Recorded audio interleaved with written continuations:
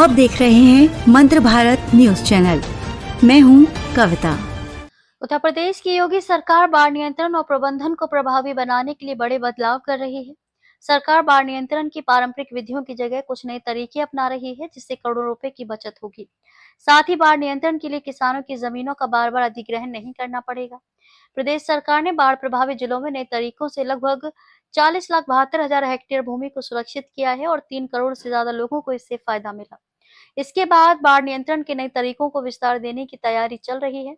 अब तक पारंपरिक तरीकों का होता था इस्तेमाल, अब तक बाढ़ नियंत्रण और प्रबंधन के लिए पत्थर की बड़ी मेड़, गैबियन दीवारें, लोहे की तार के बक्सों में पत्थर की दीवार, बड़े बड़े बांध और तटबंध बनाने का ध्यान दिया जा रहा था।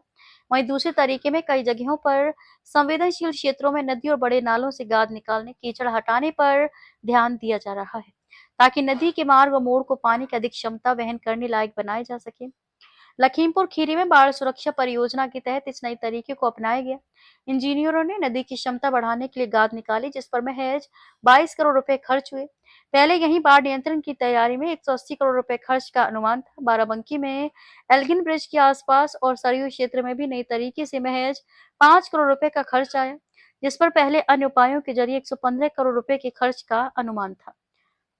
नदियों से 16 किलोमीटर तक निकाली गई गाद। इसी क्रम में बाढ़ नियंत्रण से जुड़े विभागों ने इंजीनियरों के साथ मिलकर घाघरा, शारदा और सोहेली नदियों के कई हिस्सों में बड़ा बदलाव किया।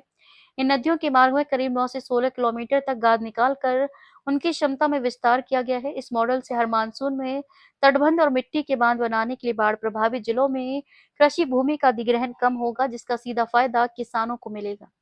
उत्तर प्रदेश की योगी सरकार बाढ़ नियंत्रण और प्रबंधन को प्रभावी बनाने के लिए बड़े बदलाव कर रही है। सरकार बाढ़ नियंत्रण की पारंपरिक विधियों की जगह कुछ नए तरीके अपना रही है, जिससे करोड़ों रुपए की बचत होगी।